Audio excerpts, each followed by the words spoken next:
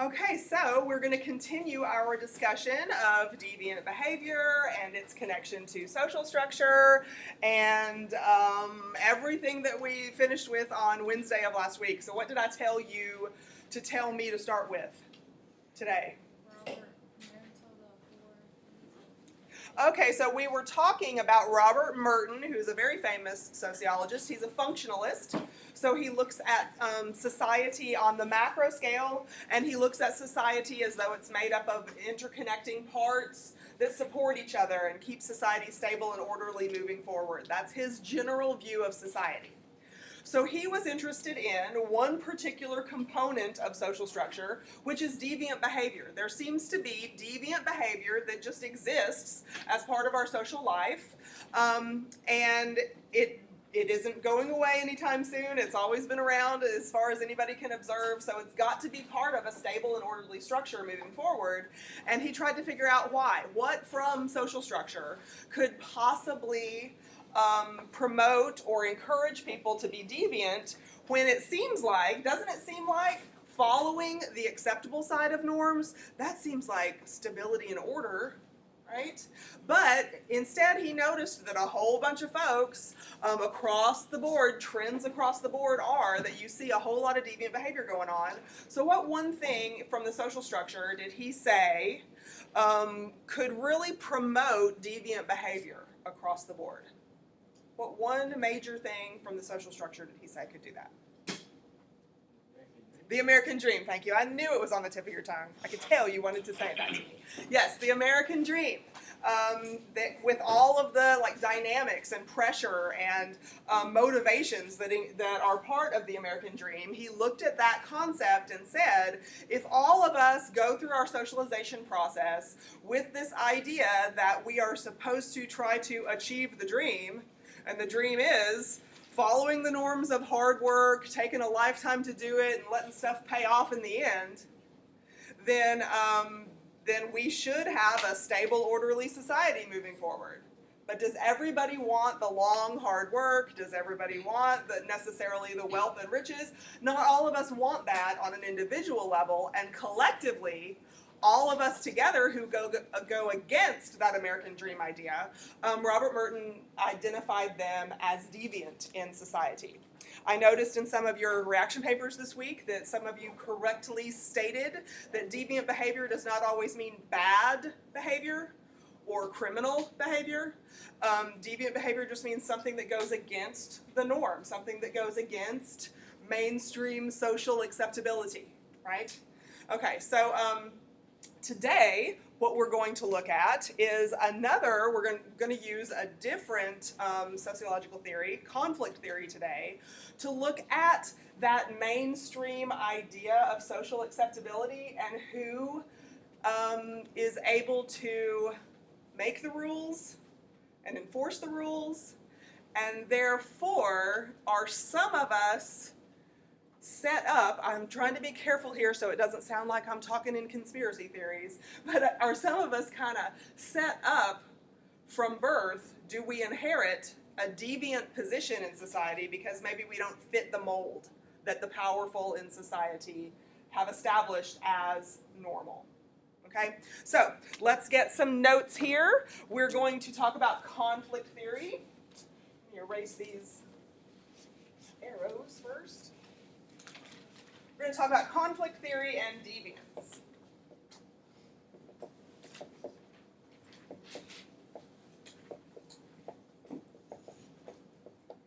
Okay, so remember, anytime you hear the word deviance, you should automatically remember that's talking about behavior that goes against the norm. Deviance is any behavior that does not conform to the socially acceptable. So on Wednesday, we had to talk about one particular theorist who used functionalism to analyze deviance, and now we're going to use conflict theory, which is also a macro level theory, just like functionalism is. It looks at social structure, but it takes a very different viewpoint than functionalism does. Functionalism looks at that stability and order over time. What does a conflict theorist look at from the macro level? Who's in power? Power might be a question that conflict theorists ask why. Why would they look at power versus powerless? What's their overarching, their overwhelming trend that they look at? I'm looking for one word here. What? Inequality. Thank you. Inequality is the one word that we're looking for, and power was the example, Logan, that you used here, and that's exactly what we're going to focus on. But yes, conflict theorists look at macro-scale social structure, and they say that it is full of full of inequality, unequal categories of people. A conflict theorist looks at social structure, social institutions, like family, like education system, like government, like religion, like economy, like keep on going, long list of social institutions. They say, sure, those are our social institutions, but look at them carefully and look at the inequality that's built into those social institutions. Conflict theorists say that because of the inequality that's built into these social institutions, not everyone in our society, all the diversity of social categories of people in our society, don't have the same life experience. We don't have the same outcomes of life. And when we use our sociological imagination, if we use a conflict theory lens instead of a functionalist lens, we look at macro-scale social structures like that social institution side, and we say, look, the education system. Does everyone in society come out of the education system with the same outcomes? Is there equal opportunity for all, for instance? And so if you're saying no, like I see some people shaking their heads no, well then that's the kind of macro-scale question that a conflict theorist might ask about that macro-scale part of society, the education system. Okay? We, however, will have to wait for the answer to that education system question because we are on the deviant behavior chapter, right? We want to know about this deviance thing, which is part of our social structure on the macro scale because we see deviance happen across the board. Trends across society show that deviance is a part of human behavior. It's a part of human interaction on the micro scale, and it's part of expectations for human behavior on the macro scale. Okay? So, this power versus powerless question that Logan brought up, let's go with that, power versus powerless. Because remember, in conflict theory, this inequality, conflict theorists are always trying to identify within social structure what category of people do we call the haves and what category of people do we call the have-nots, right? The haves versus the have-nots. Well, wealth versus poverty, I heard your comment there, wealth versus poverty is one way to identify haves versus have-nots, right? But in this case, we want to talk about power versus powerless. Right? We can divide the haves versus have-nots into a variety of ways. We can say males versus females, wealth versus poverty, powerful versus powerless, Caucasian versus non-Caucasian, right? We can do all kinds of different ways on a macro scale dividing conflict theory. But regarding deviant behavior, let's look at this one, these categories of people. I'm not going to identify for you the social characteristics of the power versus powerless, I guess powerful versus powerless people in society. But let's look at how conflict theorists say deviant behavior is affected by powerful versus powerless people. For instance, conflict theorists note that deviant behavior is defined by those in power, people with influence. That is who a conflict theorist says has the ability to define what deviant behavior is. It's defined by those in power. I'm not finding a good marker today.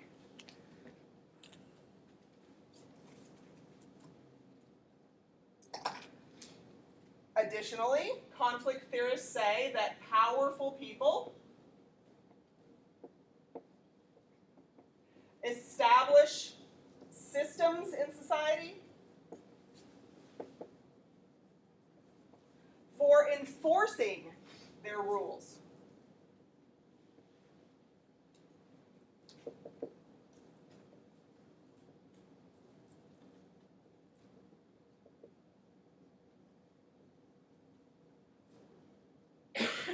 Powerful people, according to conflict theorists, oops, almost made a slip there. According to conflict theorists, powerful people are the ones who can define what the rules are to begin with. Think of this statement as being that. Powerful people can make the rules. If you have influence, if you have political voice, if you have controlling power, then you can make the rules. If you have political voice, if you have controlling power, all of those things, then after you've made those rules, you can make sure that those rules are enforced. But if those rules come from just one category of people, the powerful people make the rules, then usually the powerful people are the ones who are benefited by those rules, according to a conflict theory. Okay? Following me? Still? Okay. All right. So, for instance, to look at this particular idea of conflict theory, we haven't talked about crime yet, but Chapter 6 is about deviance and crime. Let's talk about deviance, the particular type of deviance that goes against the law when we're talking about powerful versus powerless people and these rules and definitions of deviance. Let's think about laws, because laws are part of norms, one of the three types of norms, right? And laws are written down. We can refer to them in writing and examine them in writing. It's different. Laws are different than just rules about picking up your hamburger and eating it with your hands or leaving it on the plate and eating it with a knife and fork, right? Is it odd to you when somebody's cutting up their hamburger and eating it with a knife and fork? It's a little weird, right? But society's not going to change dramatically if all of us began to use that system for eating our hamburgers or our mashed potatoes or whatever it is. Like if we changed up those kinds of low-level rules in society. Laws, on the other hand, they are written down, and we can look at the language that is used and the way historically they have been interpreted in order to analyze whether powerful people are advantaged by the way the laws and also the sanctions for those laws are written, and who's disadvantaged, right? Are they completely unbiased, our laws, or do they have biases in them? Not only the way they're written, but the way they are imposed in the court system or on the streets with police forces, okay? So for instance, like I said, we're going to look at crime, the section on crime in our Chapter 6.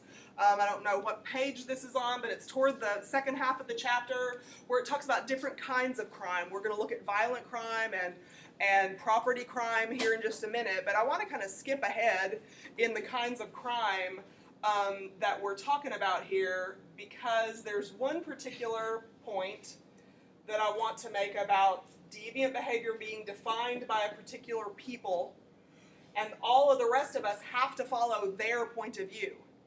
Okay? So for instance, laws very often are based on morality. In other words, laws very often come originally from mores in our society. Mores are based on ideas of morality. Not all mores become laws, but many mores become laws in a society.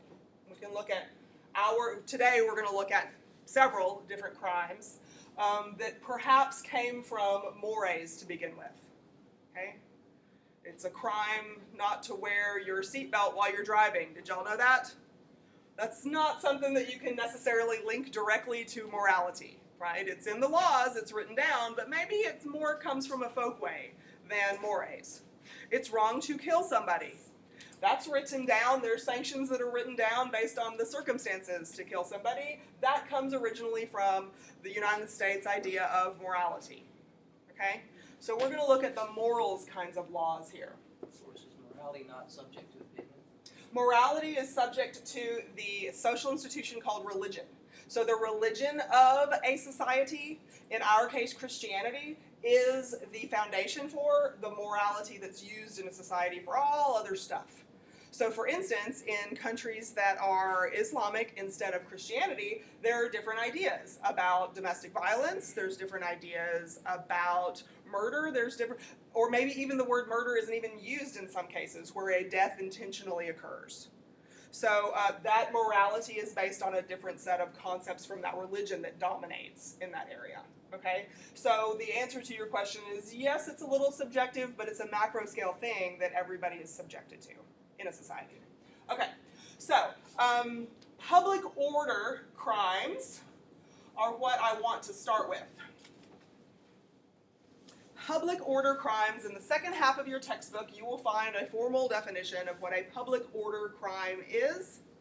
In general, a public order crime is something that is typically considered victimless. Public order is about stability and how society needs to move forward with peace and tranquility. And therefore, people in power have used morality as a basis for defining lots of different types of public order crimes, most of which do not involve a victim. What does the word victim mean? The person who is hurt. You don't have to be physically hurt to be hurt. Maybe right now, I hope this is not happening, but maybe right now your hubcaps are being stolen, right? You are still hurt. She's still a victim, right? Because she has been deprived of something that was hers. So it doesn't have to be physical harm. It can be monetary or property harm, right? Okay, so that's typically what we consider to be a victim, somebody who is harmed. We can look at this person and this person was harmed. I can identify you.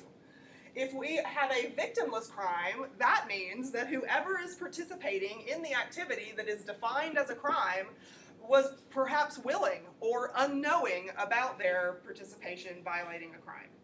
So either the behavior that they were engaged in seemed second nature or seemed for their subculture to be perfectly natural or acceptable, but someone else from the powerful subculture has defined it as unacceptable, or multiple people were participating in the event, none of whom saw themselves as victims, all of whom were willing, and again, their idea of acceptable, appropriate behavior differed from the powerful group's idea of acceptable, appropriate behavior.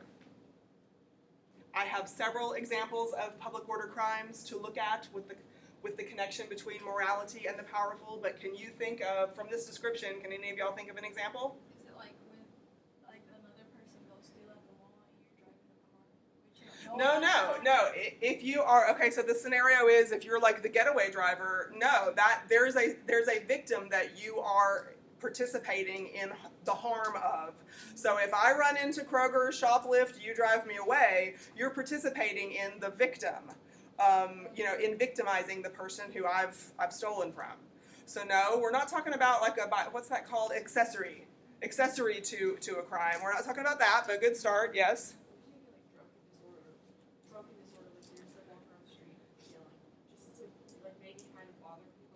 Okay, so maybe, yeah, like noise ordinance in general, right? Like noises. Okay, so noise ordinance. Ordinances here means laws, right? So you have like a public order crime like that, yes? Yeah. I don't know if this is a good example or not, but I was at work one time, and a guy just came up, cussing a storm, saying we stole his money. He worked there, but they got fired. So. Profane behavior is often in the public order crime. Yes, whatever. Profane means, it's a complicated word, but you know the word profanity, which is like a fancy way of saying cussing? Profane is a word that Emil Durkheim used actually to talk about common, everyday worldly stuff, like gutter kind of stuff, in the gutter kind of stuff. So profane behaviors are things that are beneath the civil acceptability. What about this one?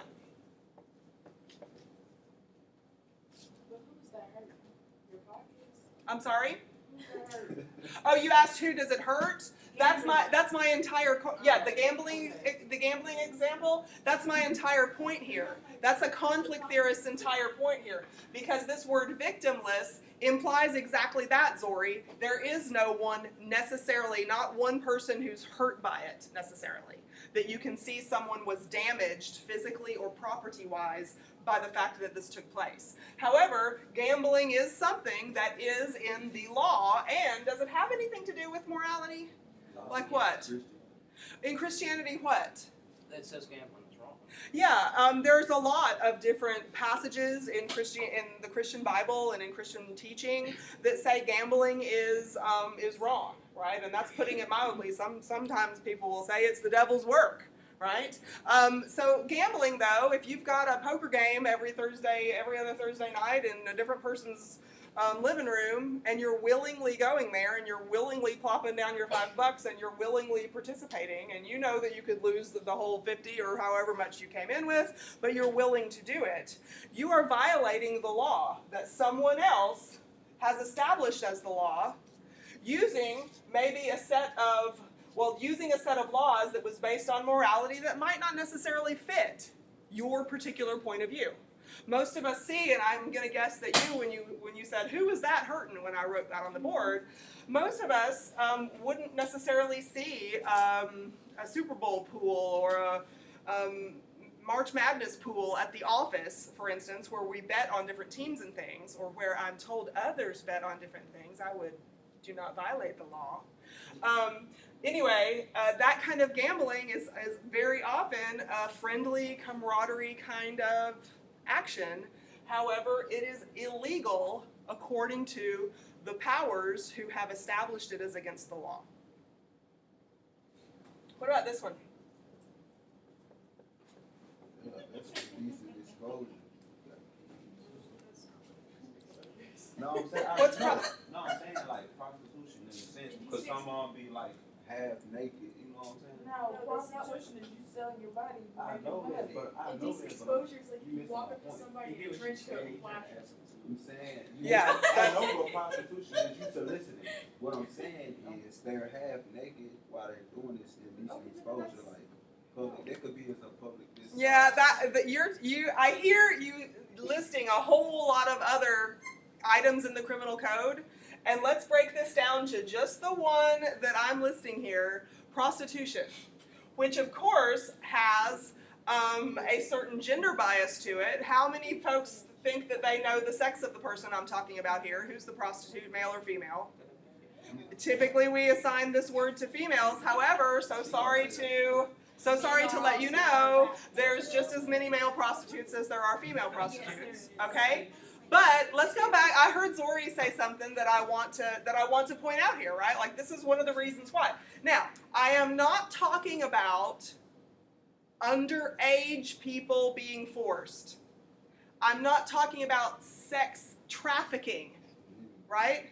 Those are two completely different crimes that have definite victims, right? I'm not talking about that kind of coercive, forced enslavement sort of issue. I heard Zori say, but you've got your body that you're selling it and someone is buying it, and so if you're willing to do it and there's a willing purchaser, then, and I'm paraphrasing, she didn't go this far, but let me go this far and say, then again, just like with the gambling, who is the victim? If you're selling something, someone else is willing to purchase it, we both know the risks or the implications, and we are willingly doing this, is that action against the law? And a conflict theorist would, and then the answer is yes, and a conflict theorist would go on to ask, why should it be against the law? Does it disadvantage some who are perfectly willing to participate based on the morality, the moral conviction of others who have established the law.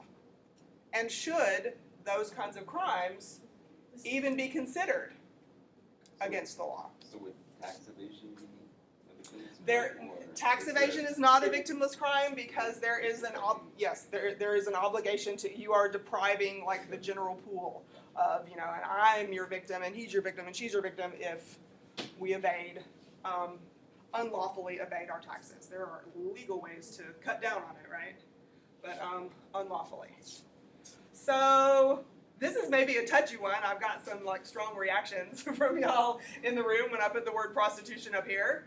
But do you see, I'm using this one because do you see the connection between the ideas of Christian morality, definitely, Christian morality, and whether that morality should, again, from a conflict theorist perspective, should that dominant ideology, that dominant Christian ideology be imposed on everyone in society? And is it unfair? Is it disadvantageous to some who are just trying to participate in the American dream? They're just trying to be innovators, according to Robert Burton, and get some money through an unconventional means. Does it disadvantage? Is it overly controlling? Is it Big Brother imposing ideas about what acceptable, appropriate behavior is on willing adults? Technically, yes, but at the same time, in just my opinion, I don't think overimposing or, maybe even forcing someone to do something is necessarily bad. That forcing someone, if you force them, we're not talking about a victimless crime. But so the question here is prostitution of willing participants. Oh, no, what I was saying was Yeah. it's not wrong to, force that, force people not to be prostitutes. Oh, I see. So you're saying you agree with those in power who have established the laws that sometimes we need for maybe society's stability to follow certain rules, whether we would be inclined to do so or not. That's not a conflict theorist approach. The conflict theorist approach is hands off. Hands off my body. If I want to sell this and I have somebody who wants to buy it, then who are the powerful to limit me in my freedom in that case? So yeah, there's very different ways of looking at this, right? This is the conflict theorist perspective, and so these public order crimes, these victimless crimes, are an interesting thing to study from a conflict theory point of view because why, let's be philosophical here for a second, why would this be considered a crime that gives you a rap sheet, that gives you felonies, that gives you misdemeanors, that give you time in jail or fines or whatever the sanctions are? Why would it be if you have willing participants in these activities? No one says, I was harmed and here's how. No one files a complaint other than the established system to enforce the rules, like the police force or the courts. So it's an interesting concept to think about. And we're not finished thinking about it, but we're going to move on to a couple of different kinds of crimes that do have definite victims that can be cited, and look at maybe the way conflict theorists would look at some laws in a way that benefit some and disadvantage others by the way they're written or by the way courts impose sentences after people are found guilty and that kind of thing. Are y'all with me? Any questions? Okay. So, let's look at two different kinds of crime, again, that's in the second half of the chapter. One of them is called a property crime, and another one is called a violent crime. So a violent crime, essentially, the way you define a violent crime is that there is damage done to a person, physically or property-wise, or both, while they're present. So there is a victim, and the victim is present when the individual or the group of individuals victimizes or does damage to that person. That's considered a violent crime. So murder, assault, I think that has 2 S's in it, robbery, these kinds of things, it's muggings, these kinds of things. You are present when someone or a group of people, also rape is a violent crime. There is a person who is physically damaged from the violent crime. Maybe property is also damaged or removed from that person. So that's a violent crime. Somebody look up for me. Oh, no, I'm sorry, not for this one. When we get to this one, I need y'all to look up a threshold for me for the difference between a misdemeanor and a felony over here.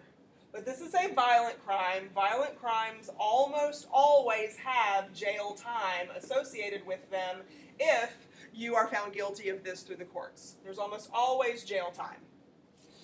Lots of other kinds of crimes have sanctions like fines, have sanctions like community service, have sanctions like time served or something like that. Violent crimes usually always result in jail time. Almost always. Sometimes there might be a probationary thing, house arrest or something like that. Might be some of the sanctions for some types of crimes. Almost always a violent crime gets jail time. Are we good with that? We like getting violent folks off the streets, away from us. Justice, we like it. Okay. All right, so let's look at property crimes really quick. And we'll go from here. So property crime is where property of an individual is damaged or you are deprived of it, but you weren't present. So you might be a victim in the scenario a minute ago where Veronica's hubcaps were being stolen in the parking lot. That would be a property crime. She is a victim, but she was not present. So her physical person, her body could not be damaged in the commission of this crime. So that is what a property crime is. Things like theft of property when you're not around. Things like burglary, which is, how do you spell that? That's spell burglary right. Things like burglary where you break into something when a person is not home. So their physical person was not damaged. Auto theft, any of those kinds of things. Larceny, any of these kinds of examples of crimes. Larceny is a fancy way of talking about, like, this is theft of property, and larceny is more like theft of money. What about arson? Arson, is that what you said? Arson, yes, arson is one. What'd you say? I heard another. Yeah, arson, those kinds of things. Somebody's property is damaged, but they were not in it. Now, for instance, if you were inside your home when somebody turned it, then it becomes a violent and a property crime, for instance, right? So, do what? Larceny is theft of money, predominantly money, and whereas theft is used typically when we're talking about your TV set or something, right? Your computer, your iPhone. Fraud is a different kind of, fraud is a different classification of crime, another one that's talked about in the second half of chapter 2. But let's look at property crime and violent crime really quick. Property crime can get jail time. It can. It absolutely can get jail time. However, you have all these other things that I have listed over here. Sometimes you can get a fine. Sometimes in the case of larceny, you can do community service. You can pay back what you've stolen and maybe pay a fine. Sometimes, depending upon whether it's your first offense or not, you can get probation. So I'm watching you for a period of time to make sure it was just a one-time thing and it's not going to be a pattern with you. That kind of situation. So jail time is almost always the situation with a violent crime. With a property crime, we have a variety of things. Jail time is one, but probation, time served, community service, fines, a combination of all those kinds of things while you are released in the general public might also be some of the options that a judge has in sentencing you if you're found guilty for a property crime. So, sound good so far? Okay, conflict theorists might not necessarily look at just this basic information that I've given you on the board here and say that there's anything necessarily wrong with this. However, we can look historically at the way these things are imposed, the sentences, because all of these things have laws that go with them, right? All of these things are based on laws, written norms, and all of those written norms have written sanctions that go with them, right? So we look to see, are we going to decide on probation? Are we going to do community service? Are we going to do a fine? Are we going to do jail time? We look to see what our allowable options are within the sanctions that are written down in the legal code. And there is this is something that y'all can look up for me. I need like two things looked up for me. There's a threshold, a money value threshold between a misdemeanor property crime and a felony property crime. I think it's like $500. If it's under $500, it's a misdemeanor, and if it's over $500, it's a felony. I'm not sure though, so I need y'all to look it up. Somebody. Y'all are usually already using your cell phones when I ask you to use your cell phones, and now when I ask you to use your cell phones, like nobody's touching it. So is your phone off? Good. So $500 or like $499 and below is a misdemeanor offense, which you might know the word misdemeanor is less severe than a felony. What'd you say? Uh-oh, really? Yeah, so at $500, I thought it was, $500 and above, you're considered a felony, which is a serious property crime. $499 below is a misdemeanor. It's still a property crime. It still goes on your record, but typically it's seen as less serious. What'd you say? I didn't quite hear.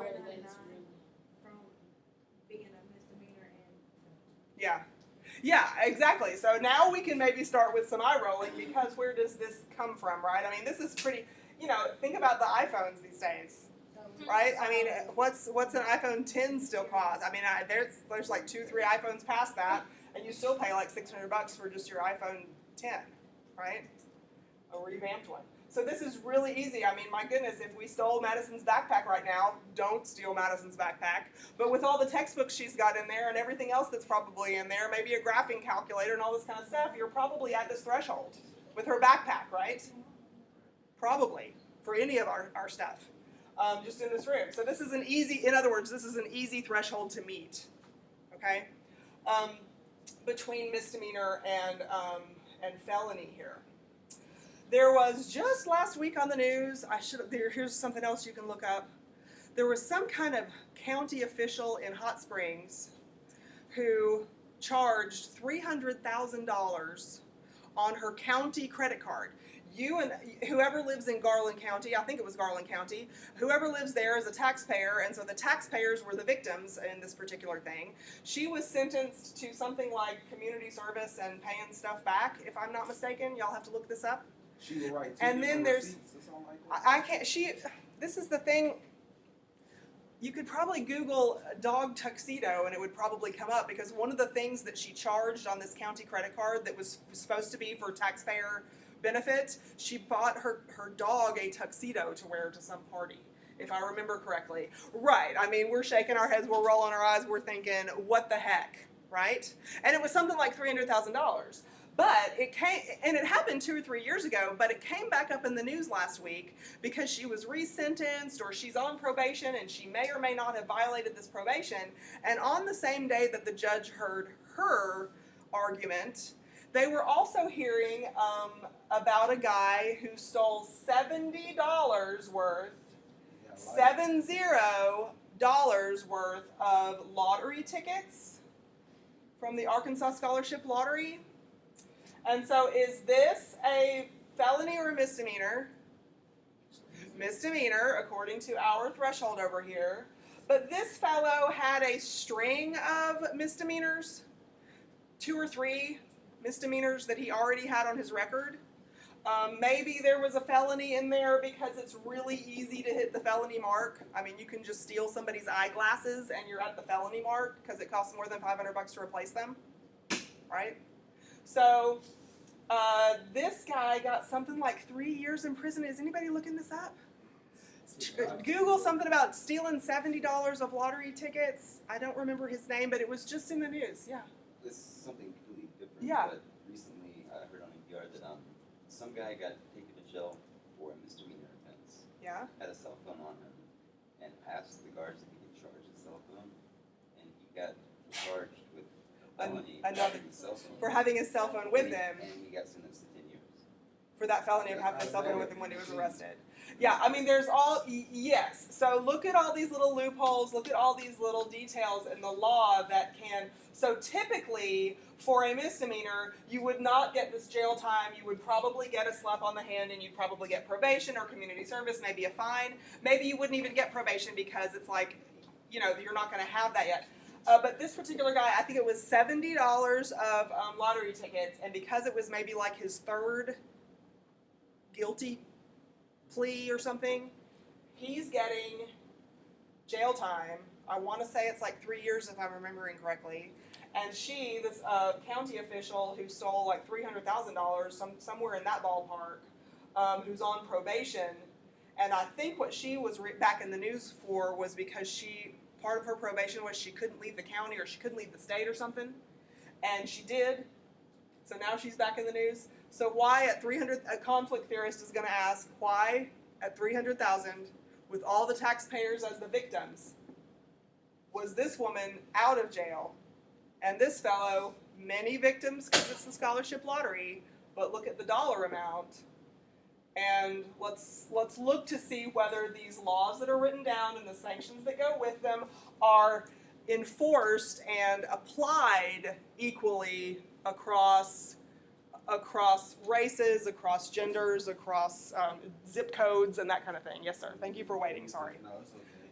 No worries. It was this man in Mississippi that they showed on our news on Channel 7. Mm-hmm. Like last month, he went to prison for life for stealing some less than $5 in a grocery store back in like 1970. Yes. Laws are historically enforced at different severity levels based on based on race, based on gender, based on social class. So of course this lady that I'm talking about, I keep pointing at the $500 here, but this lady that I'm talking about was at like the $300,000 level, white lady, government official, uneducated black man from Texas, I think. He wasn't even from Arkansas. He just moved here, got a job here. Now he's in jail here as a 3-year resident because of this. So some people look at the application of these laws and say, is there inequality? Maybe you can't find it in exactly the wording of the law or exactly the wording of the sanctions. But do you find it in the judgments where these laws and sanctions are applied in the court systems? Do you find it in the populations of the prison system today, where we have in the general population of the United States, does anybody know what this number 13% represents? 13% African American in the United States, according to the 2010 census. We'll get an update to this number in the 2020 census, but according to the 2010 census, about 13% of the population in the United States is African American. That gives us 6.5% African American males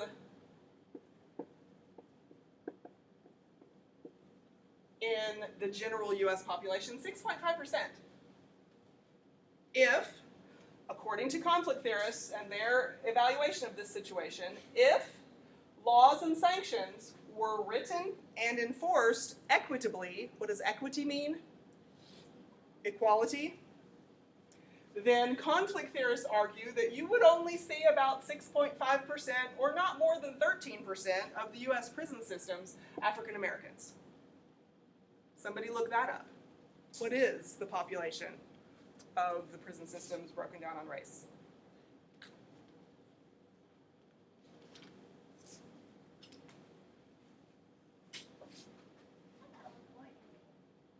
You thought in the U.S. population? Maybe I'm misremembering. Look that one up. I thought it was 13%, but I could be wrong. I'm often wrong, and my apologies if I'm wrong here. But 37%. 37% African American. Are you looking at males or just males and females together? 2013. That's fine. 2000. I mean, my number's It was old. male. Yeah, African American male. Like 37% of the prison systems are male prison systems are African American males, and only 6.5% African American males. If my number's right, did you look it up, Dominique? Nah, I mean, I go to the roster a lot because I Yeah. have family there too. Just it be a lot of blacks and whites, and it barely be like Indians. Mm-hmm. Like they like the little 1% I see in there. But I did think we have a bigger number. Like white In the people. population as a whole, yeah, my number could be off, but I thought it was 13% in the 2010 census, 13% overall African American population in the U.S. At any rate, if I'm off here, and that's possible, I could be, but we're not at 37% African Americans in the United States as a whole. We're not at 37%. We are far below that, but the prison system does not reflect that, which leads us to believe that at least. Well, what does it lead us to believe? What would it lead a conflict theorist to conclude here? That's it. Inequality is part of the system. Yeah, at least, inequality is part of the system. Is it because we're watching one group more often than the next group? Is it because that we are enforcing laws differently once those groups get to the court system? There might be many yeses in a long line of questions that get to that kind of inequality. But the point is, a conflict theorist that looks at the macro scale in society, just like a functionalist looks at the macro scale in society, takes a very different approach in looking at the macro scale than a functionalist does, because perhaps you can agree that certain behaviors should be defined as criminal. Certain behaviors, maybe we can agree, are important enough to call criminal. Certain behaviors do need to have laws and sanctions that go with them in case you violate that law, so you can be punished in, here's the catch, a fair system. So, a conflict theorist brings up more questions about whether that fair system is actually something that can be, that we do find equity in, or whether you find a lot of inequality in it. And these kinds of statistics, these kinds of numbers, kind of tell a story, a shocking story in some cases.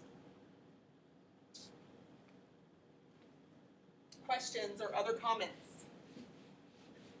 According to the conflict theory. Is that the census for United States? Yes, if I'm, like I said, you'll need to look it up to give me a correction if my number's off. But I think, was my number right? I thought it was, because that's I've had 10 years to memorize that number, right? Because the census only comes out once every 10 years. And that's a 2010 number. And by the way, let me give a plug for the census right now. We're in 2020, so we have another census coming out. And people need to fill out the information with the correct numbers and correct identity and correct, all the questions that are on there, because it's a constitutional way. It's written into the Constitution that that's one of the functions that we taxpayers are supposed to pay for in the federal government. We're supposed to be able to count the population every 10 years, is what it says in the Constitution, so that we know how to allocate funds and we know how to focus projects and where populations are changing and that kind of thing. So the government is supposed to use that information for the benefit of the population. But all those numbers we can use in a variety of ways socially, so that we figure out what's working, what's not working. Is there inequality? Is there not inequality? Is there stability and order over time? That kind of thing. So you said Yes. have 13, you said the 13% is what?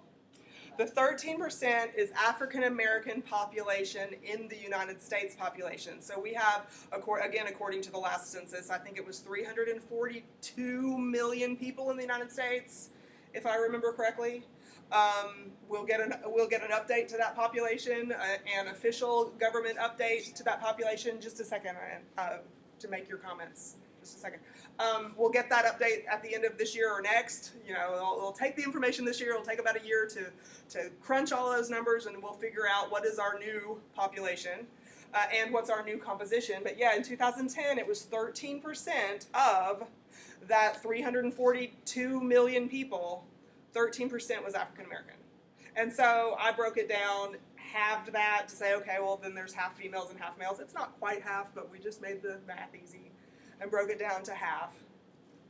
And so with that number, 6.5% of the U.S. population is African American male, but in the prison system, 37 point something, was it 37? Yeah, 37% of the prison system is African American male. There's a big discrepancy there, y'all. Caucasian males make up the most, but 58%. yeah, 58% Caucasian males make up the most, but I can't remember, I didn't remember the numbers of Caucasians in society. I remembered the minority numbers. Like, for instance, there's less, according to the 2010 census, it was like 15.8% of the population was Hispanic or Latino origin, right? So I remembered those, but not the majority. Okay. Okay, so there was another. It was years ago when I was a baby teacher. One of my colleagues who has been teaching for almost 20 years, like I have, we were baby teachers together. She tells everybody over at UALR years ago. Anyway, when I was a baby teacher, there was an example. Do y'all know where Papa Top Liquor is over on University Avenue? You know where that is? It's right by UALR. I was teaching at UALR at the time, and there were these guys. This was years ago. This was a long time ago, y'all. But there were these when surveillance cameras were not fancy, right? They were just really grainy looking. But Papa Top had these surveillance cameras, and they caught these two guys. They were in their 20s, early 20s. I think one of them was 19, another one was 20 or something like that. They had stolen a van. So they had committed a series of felonies. They stole a van. They drove the van through the building, Papa Top, and then the video camera caught them running out of the hole they made in the building with as much beer and cigarettes as they could carry. Do I know, don't you want to just take them by the shoulders and say, what were you thinking? They weren't thinking, right? And as a matter of fact, they told people they were bored. They told people they were bored and they saw the keys in the van, so they thought it might be fun to take it. Yeah. Dumb kids. But I say dumb kids. I'm an old lady now. I can call them dumb kids at 19 and 20. But does the law say they're kids? The law does not say they're kids. The law says that they are adults, and adults have a different imposition of the rules than juveniles do. And so if I remember correctly, we followed this it was a new thing 20 years ago to have these surveillance cameras on a business like Papa Top, so the news media played it over and over and over again on TV. Just played it over and over again, so they followed the story. And these kids did not have a prior record, so they got jail time. It was a lot of damage they had caused. It was somewhere around $50,000 worth of damage that they caused when you collect, the van and the building and all the stuff. So they caused a lot of damage. They got jail time. I want to say their sentences were like, one was 7 years and one was 5 years or something. And they didn't do that whole time. They did like a year, they did like 2 years, and then got paroled. But their whole life, that's another thing about felony and misdemeanor, their whole life is marked. There's a book in our library called Stamped from the Beginning by Ibrahim Kendi. Excellent read. It's about this long. I think you need all of spring break to do it. But it's an excellent read about how African Americans have been disadvantaged from the beginning, as though there is a tattoo that says, exploit me, right? So in this case, they are stamped for the rest of their lives. They were 19 and 20. They didn't have their careers chosen yet. They didn't have their professions outlined for them. And now, because of that felony of being stupid, bored kids, that's what they said was their defense. We were stupid and bored. Because they were stupid and bored and made a terrible mistake, for the rest of their lives, many professions are completely out of the question. Voting and participating in a lot of civic activities are completely out of the question for these people for the rest of their lives. At the same time, in the news, there was a fellow named Lou Hardin. Do y'all know this name? Lou, you probably don't know him anymore because he used to be the president of UCA, I think it was. And he Larceny is you were asking what's the difference with larceny. He wrote himself some checks out of some of the school accounts that he didn't really have rights to, and it was something. It was again something like 300,000. It was another big amount, and at the same time that this guy did that these kids broke into Papa Top, this guy was doing that in the news, and it was all over the news what he did, and he got probation. He had fines. He had to pay people back. He was embarrassed in the news media. And what else? Maybe probation or something. He got several different things. There's lots of different things in the property crime code that I can apply to you if you are found guilty. He was found guilty. I think he pled guilty. So they gave him all of these things. And right now, or maybe he's retired by now, but shortly thereafter, he was found guilty of all these things. And the news media reported that he had moved to Florida. He was still working in higher education, some kind of big salary. I don't know what a president of UCA makes. They've got to be $200,000 probably a year, probably.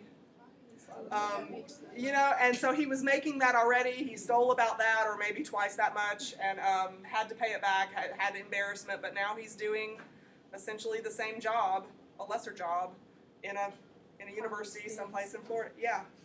So it didn't mark him. So it's not fair that the young ones got marked and he didn't even get marked and he did a more serious. It's a deep social issue. It's a very divisive social issue. But I feel like that's always going to be a problem. I don't It's know. always going to exist and there's no It's a way. very, very divisive Yeah. social issue. Okay, let's look at one more. We have like 10 minutes left. These are interesting things that, we can look up statistics and we can look up penalties and all these different examples that are juxtaposed. Juxtaposition means putting opposite things in comparison to each other. So we can look at these sentences that some people who maybe are not in the powerful category themselves, but they have way more in common with those in power than the people who are sentenced more harshly, right? And so these are the kinds of things that a conflict theorist would point out. Let's do one more. I think the category that you'll read about in your book is called a corporate crime. And here is where fraud comes in and embezzlement and that kind of thing.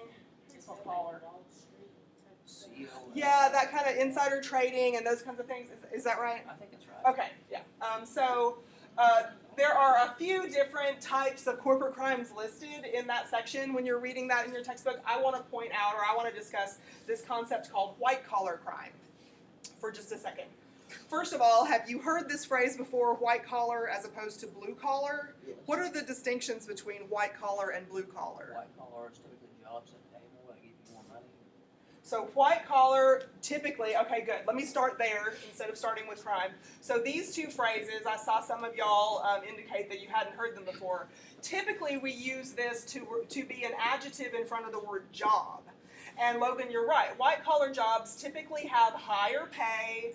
They also have higher education requirements, and they also have higher status, titles, and things more prestigious or more respectable And titles. typically not physical.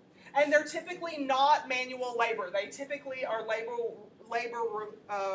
that relies on the amount of education that you've gotten. Okay? So that's So the white collar jobs are typically these kinds of Okay, jobs. so the blue collar would be like the Blue collar jobs, on the other hand, blue collar jobs typically have lower pay. Some blue-collar jobs, especially if y'all haven't started your careers yet, some blue-collar jobs are going to sound like they have really high pay, $30 an hour or something for a plumber, but that's pretty much a cap. You really can't move higher than, say, $50 an hour for something, or, maybe your mechanic at the shop where you take your car charges $70 an hour or something for labor, but that mechanic doesn't get all that. The garage gets some of it. So typically, the pay is lower annually. Maybe there are lower benefits. For instance, sometimes the pay in a white-collar job is that we are going to fund your retirement account, and we're going to pay you for sick leave, and we're going to buy insurance for all of your kids, and we're going to do all those kinds of things. So some of the money comes from benefits. And sometimes blue-collar jobs don't include that. They might have a high rate of pay, but not benefits that come with it. Typically, it requires a trained skill and not a college degree. So you have education associated with it, but it's a trained skill. You have a license to be a welder or something, or you're bonded as a construction worker or something like that. And typically, the occupation titles, like plumber or sanitation worker or something like this, don't have as much, when I put occupation here, they don't have as much social respect as white-collar jobs do. They don't have titles like lawyer and doctor and judge and things like that. Those are white-collar jobs. Bank manager, white-collar job, right? You've got tons of plumbers out there making more than bank managers do, but the idea of digging in the kind of stuff a plumber's got to dig in to earn that money is not prestigious in society, right? It's not, okay. So these are the differences between, and we'll talk about these more in Unit 3 when we talk about poverty versus wealth and that kind of thing. But that's where the word white collar comes from, okay? So we have a distinction, back to the criminal code, we have a distinction called a white collar crime. These are crimes of opportunity that if you have a job because of your high level of education that gives you access to a high level of money or a high level of management or a high level of control within a company, you have an opportunity to do things like insider trading. I think I heard somebody say embezzlement, money laundering, those kinds of things, those kinds of jobs, fraud. White collar crime is a crime of opportunity.